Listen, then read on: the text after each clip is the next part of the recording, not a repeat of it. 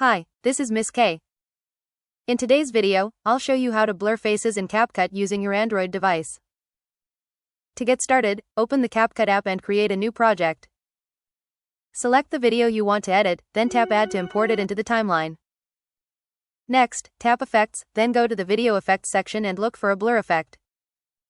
Apply the blur effect to your video.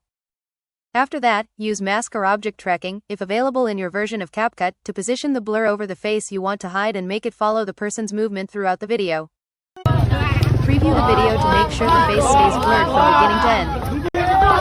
If needed, adjust the tracking or reposition the blur for better accuracy. Once you're satisfied with the result, tap Export to save your edited video. And that's it, you've successfully blurred faces in CapCut. Happy watching! Don't forget to like, share, and subscribe for more helpful tutorials.